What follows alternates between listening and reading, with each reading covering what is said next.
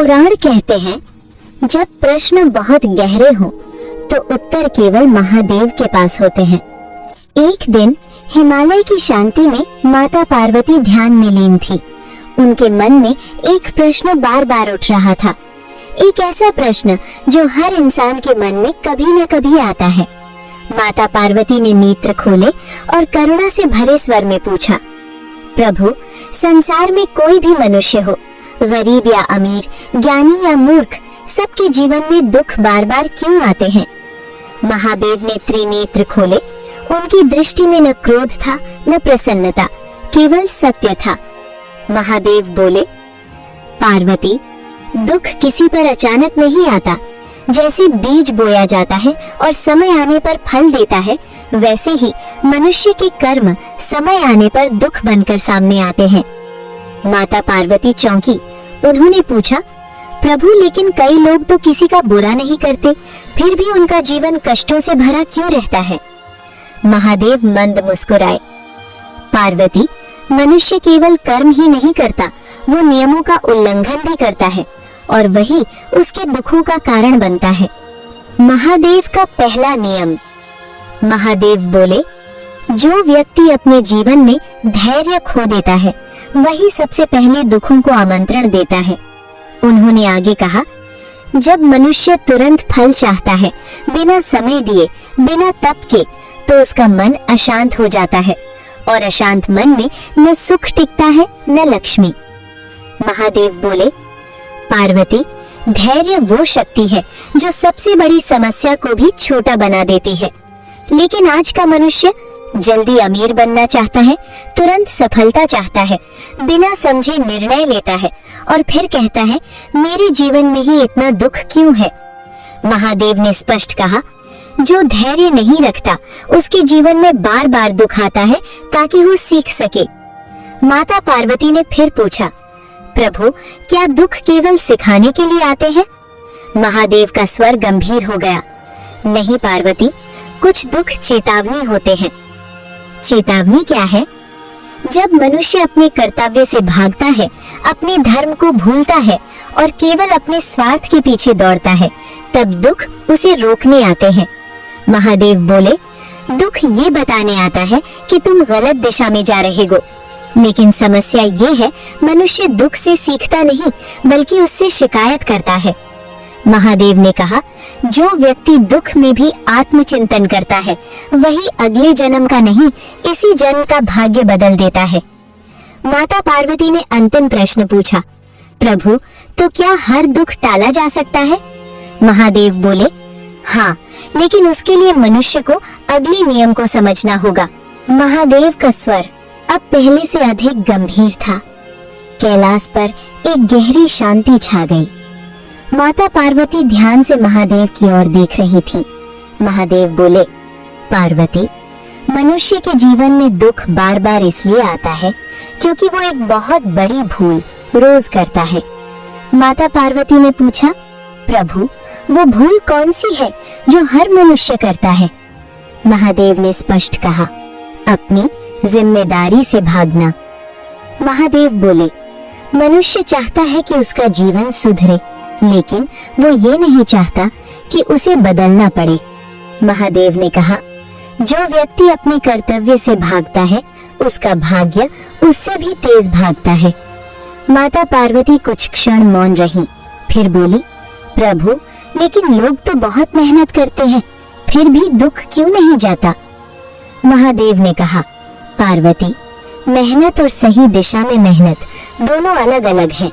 महादेव बोले, यदि नाविक पूरी शक्ति से नाव चलाए लेकिन दिशा गलत हो तो वो किनारे से और दूर चला जाता है। महादेव ने कहा, आज का मनुष्य बिना आत्मचिंतन के केवल भागता जा रहा है। महादेव बोले, वो ये नहीं पूछता मैं क्या कर रहा हूँ, क्यों कर रहा हूँ और इसका परिणाम क्या होगा। माता पार्वती ने पूछा, नाथ, क्या यही कारण है कि लोग बार बार वही गलती दोहराते हैं?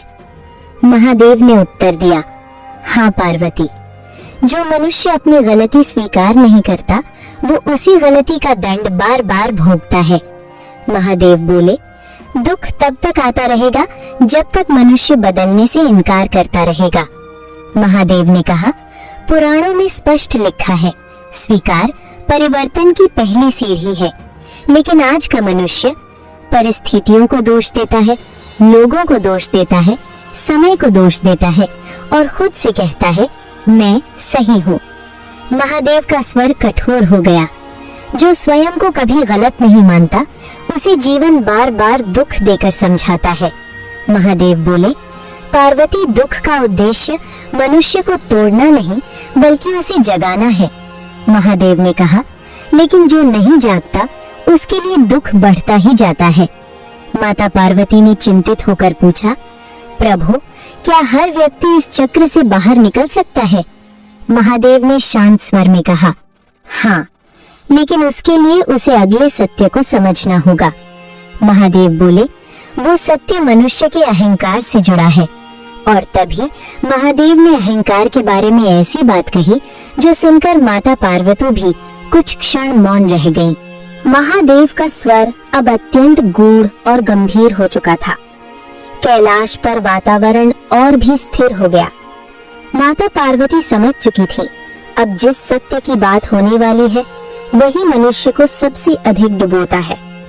महादेव बोले, पार्वती, मनुष्य के दुखों का सबसे बड़ा कारण है अहंकार। माता पार्वती ने आश्चर्य से पूछा, नाथ, अहंकार? लेकिन साधारण मनुष्य में अहंकार कहाँ से आ जाता है? महादेव ने कहा, पार्वती, अहंकार केवल घमंड नहीं होता। अहंकार वो भाव है जिसमें मनुष्य कहता है, मुझे सब पता है, मैं सही हूँ, मुझे किसी की जरूरत नहीं। महादेव बोले, जब मनुष्य सीखना बंद कर देता है उसी क्षण अहंकार जन्म ले लेता है। महादेव ने कहा, पुराणों में लिखा है, ज्ञान विनम्र बनाता है और अज्ञान अहंकारी। माता पार्वती ने पूछा, प्रभु, क्या अहंकार सच में इतना विनाशकारी है? महादेव ने गंभीर स्वर में कहा, हाँ पार्वती, अहंकार ने रावण को गिराया, अहंकार ने हिरण्यकशिपु को नष्ट किया और आज भी वही साधारण मनुष्य को तोड़ रहा है। महादेव बोले, जो मनुष्य दूसरों की बात सुनना छोड़ देता है उसकी सहायता स्वयं ईश्वर भी नहीं करता। माता पार्वती चुप रही। महादेव ने आगे कहा, अहंकार मनुष्य की आंखों पर ऐसा पर्दा डाल देता है कि उसे अपनी ही गलतियां दिखाई नहीं देती। महादेव बोले, और जो अपनी गलती नहीं देखता वो सुधार कैसे करेगा? महादेव का स्वर अब चेतावनी जैसा था। पार्वती, अहंकार धीरे धीरे मनुष्य को अकेला कर देता है। महादेव ने कहा, पहले लोग उससे दूरी बनाने लगते हैं, फिर अवसर उससे दूर होने लगते हैं और अंत में सुख स्वयं उससे दूर चला जाता है। माता पार्वती ने धीमे स्वर में पूछा, नाथ, तो अहंकार से बचा कैसे जाए? महादेव ने कहा, विनम्रता से। जो मनुष्य हर दिन ये स्वीकार करता है कि मुझे अभी और सीखना है, वही दुखों से मुक्त होता है। महादेव बोले, विनम्र मनुष्य कभी खाली हाथ नहीं लौटता, क्योंकि ईश्वर उसी को देता है जो झुकना जानता है। महादेव ने कहा, याद रखना पार्वती, अहंकार मनुष्य को ऊपर नहीं उठाता, वो केवल गिरने के लिए ऊंचाई देता है। माता पार्वती की आंखों में गंभीरता आ गई। उन्होंने पूछा, प्रभु, क्या अहंकार टूटते ही दुख भी समाप्त हो जाते हैं? महादेव ने उत्तर दिया, नहीं, तब अगली परीक्षा शुरू होती है। महादेव ने बोला, वो परीक्षा मनुष्य की आस्था से जुड़ी है। और उसी क्षण महादेव ने आस्था पर ऐसा सत्य बताया जो मनुष्य की पूरी सोच बदल देता है।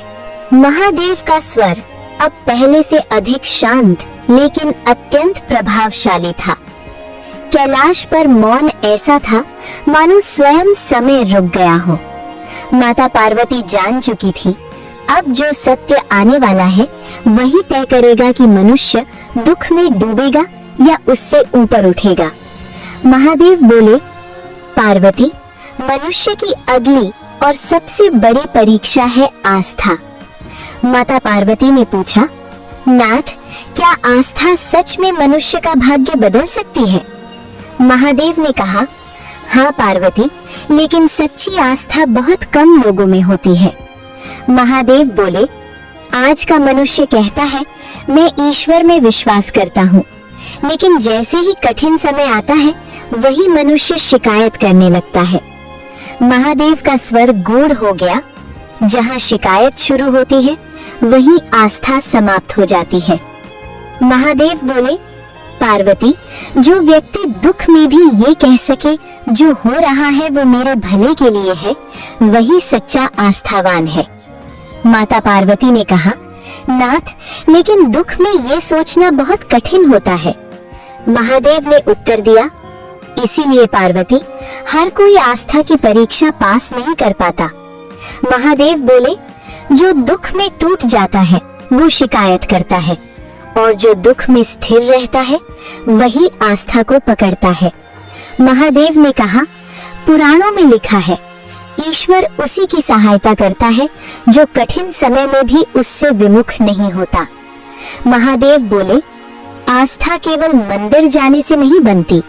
आस्था तब बनती है जब सब कुछ विपरीत हो, और तब भी मनुष्य सही कर्म करता रहे।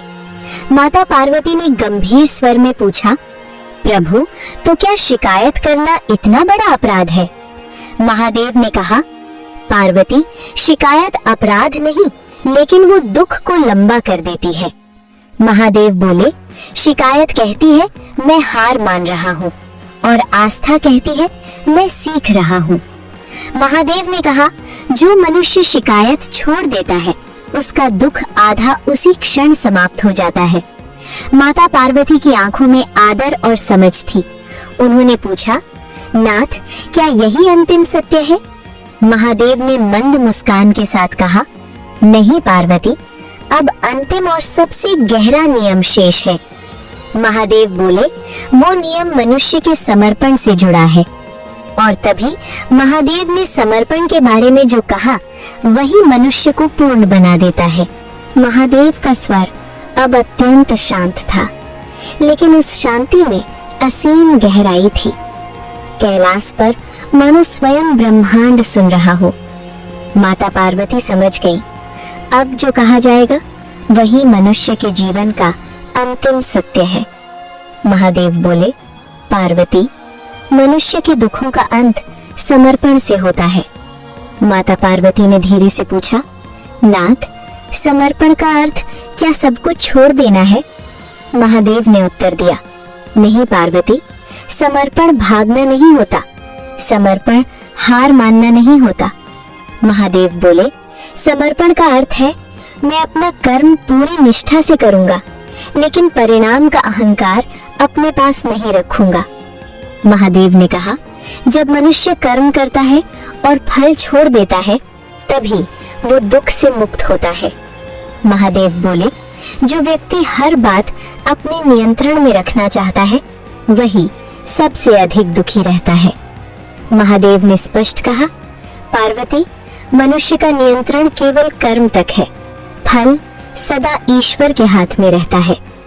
माता पार्वती ने श्रद्धा से कहा, नाथ, क्या यही कारण है कि समर्पित लोग कम दुखी होते हैं? महादेव ने उत्तर दिया, हाँ, क्योंकि वे जानते हैं जो होगा उचित होगा। महादेव बोले, समर्पण भय को समाप्त कर देता है, क्योंकि भय वही होता है जहाँ पकड़ होती है। महादेव ने कहा, जो छोड़ना सीख जाता है वह खोने से नहीं डरता। महादेव का स्वर अब करुणा से भरा था।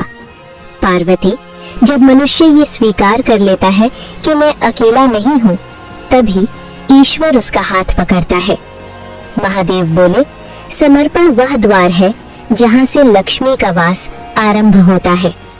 महादेव ने कहा, जहाँ अहंकार नहीं, जहाँ शिकायत नहीं और जहाँ आस्था है, वही सुख और समृद्धि स्थायी होती है। माता पार्वती की आंखों में पूर्ण संतोष था। उन्होंने पूछा, नाथ, तो अगर मनुष्य धैर्य, जिम्मेदारी, विनम्रता, आस्था और समर्पण अपना ले तो क्या दुख फिर नहीं आएंगे? महादेव ने मंद मुस्कान के साथ कहा, आएंगे पार्वती, लेकिन वे मनुष्य को तोड़ेंगे नहीं, वे उसे और गहरा बना देंगे। महादेव बोले, यही जीवन का सत्य है और यही मनुष्य की मुक्ति का मार्ग। ओम नमः शिवाय। जहाँ समर्पण है वही शिव है। जो ये समझ गया उसके लिए दुख मार्ग बन जाता है और जीवन साधना। अगर आपको वीडियो पसंद आए तो लाइक, सब्सक्राइब करें और कमेंट में हर हर महादेव जरूर लिखें। महादेव आपकी सारी मनोकामना पूरी करें। धन्यवाद।